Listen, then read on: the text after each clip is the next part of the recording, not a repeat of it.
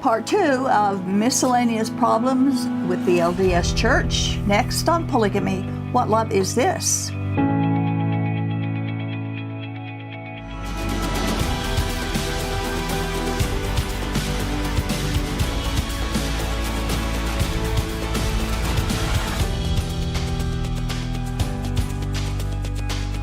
This is part 2 of our Miscellaneous Problems of the LDS Church, as we find in Earl Erskine's book entitled Fatal Flaws of the LDS Church, which he wrote and we reviewed a few weeks ago.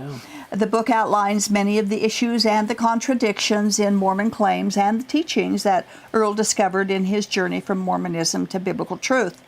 And I'd like to thank you again, Earl, for coming and sharing. My pleasure. Thank you. It's always fun to have these little discussions. I appreciate it. And hope that our viewers will pick up on some of these interesting but very important contradictions for sure. in the things that Joseph Smith taught and that the LDS Mormonism polygamy groups teach. Now, the final chapter of your book, entitled The 27 Miscellaneous Problems, that you didn't cover in the rest of your book. Yeah, these were basically, I kept thinking, these are just little short snippets of things that people can look up and research more on their own. Mm-hmm. They really didn't fill up a chapter, and I didn't want to make a 3-volume book or anything. And this wasn't intended to be a terribly scholarly book. It was my journey. Your journey. Things I learned and how they affected me. And it's important. And so I had originally called them Juicy Tidbits. Because, and then we kept thinking maybe that was too much of a slap in the face. So we just put some did you knows, just miscellaneous problems. Did you know that? But little things that really should be or could be investigated and should be investigated. And we do this to encourage our viewers to do that, to check it out for yourself.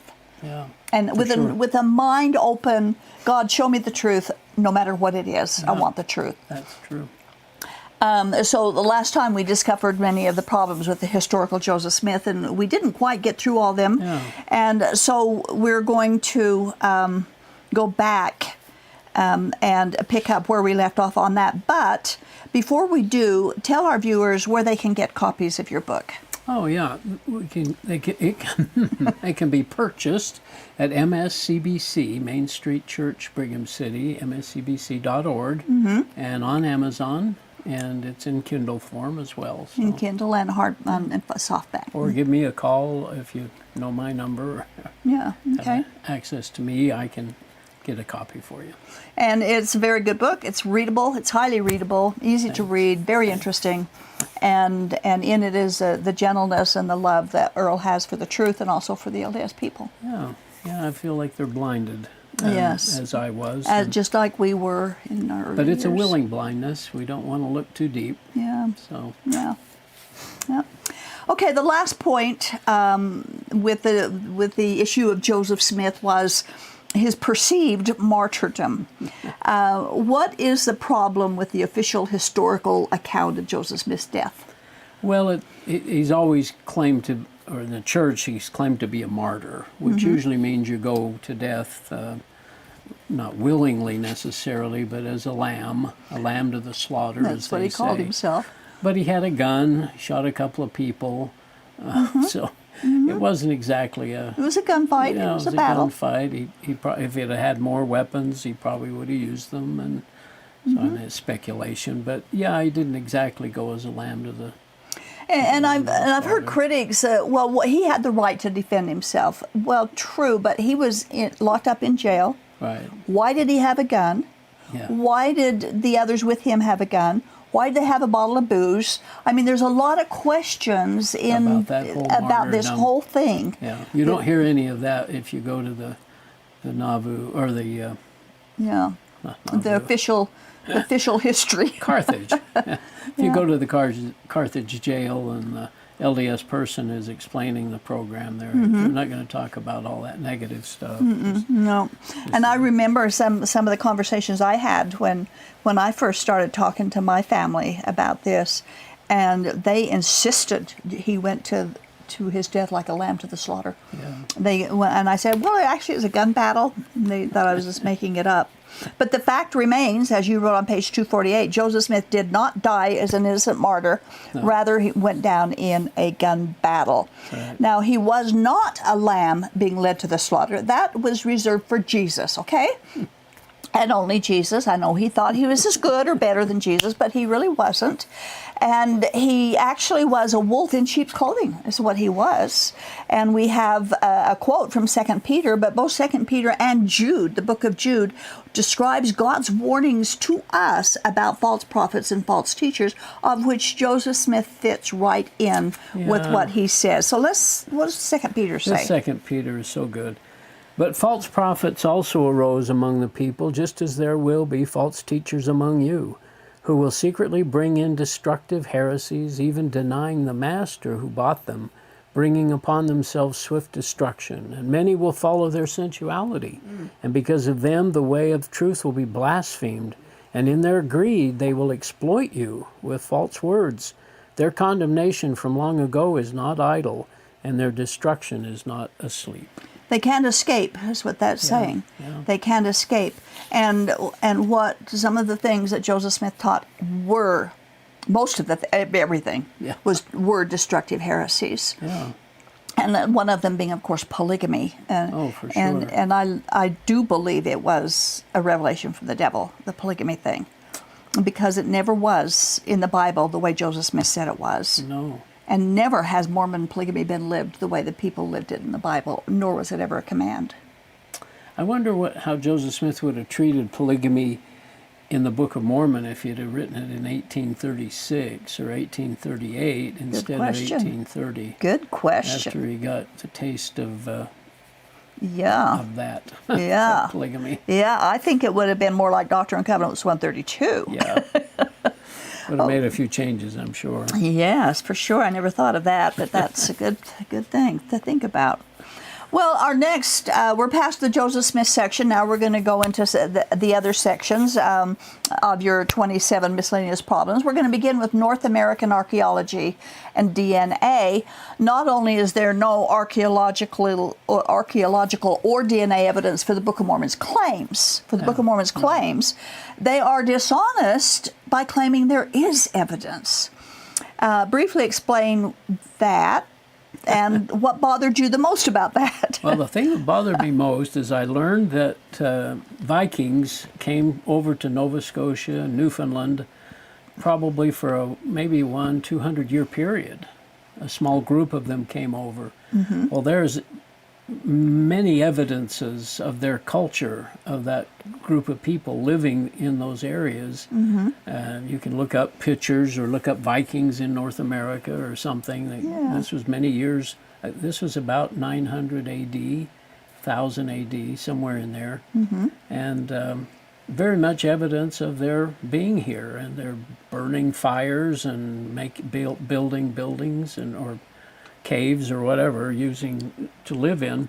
And here we have millions of Lamanites and Nephites across the country apparently. Yeah. And there's no evidence, archaeological evidence at all of their. One bit. And they smelted, apparently. They did steel. Huge industries. Iron and big massive civilizations. And of course the critics will say, well, we just haven't found them yet, probably in the jungles of South America or something. But there have been several very astute historians and archaeologists that have gone in trying to look for Book of Mormon evidence, and they've actually left the church because there isn't anything to. And yet they still claim that there might be some evidence out there, or they see something. Oh, that's proof the Book of Mormon is true. Well, it's kind of like Santa really Claus, you know.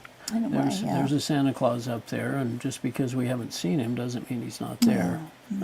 Good point. Yeah. And also I'd like to make the point that time and science are enemies of the claims of Mormonism.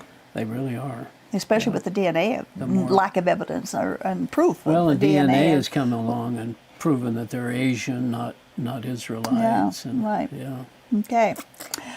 And God never commands faith without some evidence. Never does. Blind faith. Point 11 is entitled The Kinderhook Plates and Other Embarrassments. Now, years ago, actually it was 10 years ago, that you and I did a program on this in TV20. Yeah? Yeah, the link is on the screen, by the way, if anybody wants to go back and take a look at it. It's episode number 6.22, and we did it June 20th of 2013. WhatLoveIsThis.tv, and if you want to watch it. But it brings out more details than we're going to discuss today. But what bothers you the most about the Kinderhook fiasco? Can I call it that? Or the event? The fiasco? Fiasco. Well, the thing that bothered me, and now the more that I've thought about this, there were actually 5 areas of Joseph Smith's translating. And they are the Old Testament. He translated the Old Testament. Mm-hmm. He translated these Kinderhook plates. He translated a Greek Psalter, which is psalms or songs. And he translated the Book of Mormon, and he translated the Book of Abraham, supposedly, and the facsimiles. And every one of these things has been proven to be false. Every one of them? Every one of them. Nothing has stood up under scrutiny. For example, this Kinderhook plates, they've admitted now, even in the Ensign, in the church magazine, that it appears to be of 19th century origin. Right. Joseph Smith said it was some ancient scroll. Right, right. The Greek Psalter is covered by Grant Palmer in his book, Insider's View of Mormon Origins. I'd like to read just a quick little thing. Sure. Henry Coswell, who knew of Joseph Smith, wanted to trick him kind of backwards from what the Kinderhook plates, because the Kinderhook plates just had scratches on them. They didn't mean anything. But this Henry Coswell actually had a Greek Psalter, and he knew it was Greek. Okay. So to test Joseph Smith's credibility by presenting him with a known ancient Greek Psalter for his examination. And then after Joseph Smith looks at it, Coswell said, I think it might be Greek. And Joseph Smith said, no, it ain't Greek at all, except perhaps a few words. This book is very valuable. It is a dictionary of Egyptian hieroglyphics. Oh, my. The figures are Egyptian hieroglyphics, and them which follow is an interpretation. And these characters are like the letters that was engraven on the golden plates. Ooh. Supposedly that's what Joseph Smith said. So here we have every evidence. The Book of Abraham and the facsimiles that he included there. That's been proven, right? The Dead Sea Scrolls comes along and miraculously, or not so miraculously, but shows how trustworthy the Old Testament was written originally. Exactly, true. Not with Joseph Smith's changes, but the way it was written. The way we have it in today's Bibles. Yeah, and then the heirs of the Book of Mormon and the whole thing with the seer stone and all that. Joseph Smith his story never held up at all with any of these 5 so-called translation situations. So he never had any translation, ancient language ability reading at all. I don't think so. Well, I think we, like you say, got 5 proofs. Yeah. What more do we need really to do that? Sure. So it was a bungled attempt to translate the Kinderhook and also the Psalter. And also, if you compare the Bible with his translation of the Bible, there's also some very bungled up places there as well. Good reason to reject Joseph Smith's claims. Yeah. The next one, which maybe not too many people know about, is the Elijah and Elisha. Now, this was something that I had discovered myself very early on in my investigations. Good for you. And yet, I've looked for more information or more people writing about it since, and I have found very little discussion about this. And I don't know if it's a huge error, but I don't know if it should be made more of than that or not. But those who embrace Joseph Smith, if they would just study their Bibles a little bit, their Bible languages, they would find errors like this. Yeah. And maybe you're afraid to find the truth, I don't know, but nothing's more important in this whole world and in your existence than finding the truth. And I also think that this may be one reason why the LDS Church discourages their members from reading anything besides the King James Version, because if they read other English versions, it would come out. Probably. These errors would show up. These errors of the way Joseph Smith used words from the Bible. So explain Elijah versus Elias to us. Well, I'm going to read section 110, just 2 verses. It says, after this, this is Joseph Smith having a vision of, I think at the temple, probably the Kirtland Temple dedication. Okay. I'm guessing, I think so. After this, Elias appeared and committed the dispensation of the gospel of Abraham, saying that in us and our seed all generations after us should be blessed. And after this vision had closed, another great and glorious vision burst upon us, for Elijah the prophet, who was taken to heaven without tasting death, stood before us. Okay. Very clear that he's talking about 2 different individuals. Mm-hmm. Well, what's interesting is the word Elias does not appear in the Old Testament, and the word Elijah doesn't appear in the New Testament, because one's Hebrew and the other's Greek. Now you're talking about the King James Bible, King right? James Bible, translation. yes. And so the truth is that Elias and Elijah are the same person. Right. And that's reflected, I won't read it here, but it's in the book, and it talks about an occasion where James and John, I guess, are asking him, well, is this we're going to call down fire like Elias did? Mm-hmm. Well, of course, the story's taken from Kings, where Elijah draws down fire. Right. So they're referring to the same Elijah, but they call him Elias, or at least in the Greek, it's Elias. So it's an obvious indication that Joseph Smith didn't understand the Greek and the Hebrew. He didn't know the Greek and the Hebrew. He would have not done that. You would think that Section 110 would not be so explicit that these were 2 different people bringing Joseph Smith. So Elijah's the Hebrew and Elias is the Greek of the same name. Of the same person. Right, the same Again, person. you don't find the word Elijah in the New Testament or Elias in the Old Testament because of the difference. Because the New Testament's written in Greek and the Old Testament's written in Hebrew. And Joseph Smith did not know that. Well, you think God would. God would know that. God would know that. So that was a bit of a problem. So that alone, I think, is evidence that we cannot trust his translation, his understanding of ancient biblical languages. So true. Okay, that's very interesting. Number 18, because of its spiritual significance, this is another one of my personal cringe doctrines. Yeah. And this is about the fig leaves worn in the LDS temple ritual. So we have a quote from page 265. So explain what's going on and whose idea was it? Well, and I think this may have been changed recently in the temple ceremony. I think it probably was. I'm not sure that they've addressed this, There's been a lot of criticism about it. I think they're learning from the critics that they need to change this or that or something. And I think that's one of the reasons that the Book of Mormon introduction was changed to say that the American Indians are the Lamanites, and now they're just a part of them. Because of DNA, yeah. The same with the Book of Abraham. It's now not a translation, it's an inspired translation, Yeah. But here, but when I went to the temple, the endowment ceremony included a reenactment of the LDS version of what happened in the Garden of Eden, when Adam and Eve ate the forbidden fruit and became aware of their nakedness. According to the LDS temple ceremony or scenario, it was Lucifer who told them to make aprons from fig leaves. Okay. And then, of course, in the Bible, it tells us that God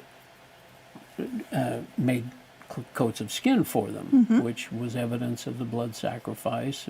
So the fig leaves were of no value to him. And the sad thing is that the Mormons, and I wrote this too somewhere in the book about my situation when I saw my sister who'd passed. She's laying there in her temple clothes with the fig leaves on. Yeah. God never authorized the fig leaves. He took them off. He took them off. Yeah. Took them off, replaced them. It made me really sad, and kind of, they're still part of the temple ceremony, and they wear them all the way through the end. But who commands them to put on their fig leaf aprons in the ceremony? Well, it was Satan the first time. Lucifer told, It's and not they in do the it. Bible. It's not in the Bible that way, Right. but it is in the ceremony. And- And now I think they may have changed it, but Yeah. I'm not sure about that. Right, right. But still, that's what they did, and they obeyed him and got up and put on I did. their aprons. Yeah. I did. Well, they all do. And now I They find go out through that it. that's Not even the way it was at all. not even the way it was in the Bible. Right. Okay. That's So sad. That's pretty twisted. Yeah, Is it really is. and how many temple goers do you believe even really know this? Oh, I Probably don't- none. No, they don't. Probably none. They're not putting two and two together. That's for sure. And they don't read their Bibles. I mean, they Yeah. don't Yeah. compare it. I guess I don't know. And maybe this is one of the revelations that come from the devil. Very possible. Now, the next one is entitled Tithing or Cheerful Giving. Yeah. This is one of the things that impacted me too, the difference Yeah. in Christianity You and in have tithing Mormonism. and polygamy. Polygamous? Well, in the group that I was in, it wasn't tithing, it was It's like everything. consecration. But some of the groups do it with the tithing way. But you were born and raised LDS, and for several years, of course, now you've been a Christian. Your own personal experience, what's the difference in the LDS tithing attitude and doctrine compared with the Christian attitude and doctrine of tithing? Well, the way it impacts me is freedom. An LDS person cannot give tithing to an organization, to a society, an animal society or a homeless society. If they do, they still have to give their 10% to the church, which I think is a total difference, obviously. Now, as a Christian, I'm free to give my donation, cheerful giving, wherever I want to, wherever I feel that it will do the most good. I'm not restricted to give my 10% to the church. So And the word tithing isn't even in the New Testament. it isn't even in the New Testament, no. And Paul says that we should be a cheerful giver. God loves a cheerful giver, Right. and not by coercion. And that's the part of the passage I like, is that we're not supposed to be coerced Yeah. into tithing. The bottom line being, what I give is between me and God and nobody else's business. That's right. Well, and it was an Old Testament law, and Jesus never mentioned it. It's not one of his Right. commandments or anything. So, Right. yeah, I guess freedom, I think, is the Freedom. thing that hits me the most. And God's the author of freedom, Yeah. right? He loves sure. people to be free. And this applies to polygamists too, I might add. Actually, polygamists are probably more strict with their tithing law than the LDS people are, because they do demand so much, mostly because they still are involved with the United Order concept, whereas the LDS Church gave that up many years ago. Yeah, they do. The Kingstons threaten your eternal life. If you have your money in their group and then you decide to leave and take it out, they want you to leave at least just a little bit in there, because if you take it all out, you lose your salvation. So, like money? Like money is the criteria. You know, in heaven, the streets are paved with gold. That means that gold is as valuable as asphalt. I mean, we're not. true. There's no money walk on it. Yeah, there's not any money value as far as the things like that go. So many differences that there are. Now we're getting towards the end of this, and I wanted to read one little thing, if I may. Just a little. Again, with the church, and they always talk about all the good that the church does. The donations, but when you really look at it in percentages, it's pretty small. Very small percentages. percentage. Yeah. Yeah, and so I know we used to listen to talks about fast offerings and tithing and people giving money and the sacrifice you make. I mean, it probably, I'm sure the Lord's pleased with some sacrifice, but the purpose and all that is just so different. But the church always was always built up as very Giving, the very best. humanitarian. I mean, the church was just the best. Well, I had a little wake-up call one day, and I I wrote this down in just a couple of minute and a half or so, but have you ever come over the hill at night in southern Nevada and caught a view of Las Vegas's dazzling display of neon lights in the distance? It can be quite captivating, even awe-inspiring. But then have you gotten up in the morning to see the real Las Vegas, the littered streets, the world-weary workers stumbling home after working all night, the noise, the dust, the traffic? Or maybe you've spent an evening at Disneyland with all the magical lights, laughter, and festivities. It's hard to find litter there because it's swept up constantly. Yet even there, when I began catching glimpses behind the vibrant exterior, I could see the facades, the metal scaffolding, employees, and machines just going about their business. The magic suddenly evaporates. I could see the grease, the wear and tear of the rides, the cold hard metal, and the maintenance crews scurrying about behind the scenes trying to keep things clean and working properly. The Church of Jesus Christ of Latter-day Saints now reminds me of the glitter and magic with which I was once captivated and mesmerized, but I now see it for what it is. I believe that many Latter-day Saints live out their religious life in this emotional, glittery, even pleasurable euphoria. How great it is to belong to the only true church.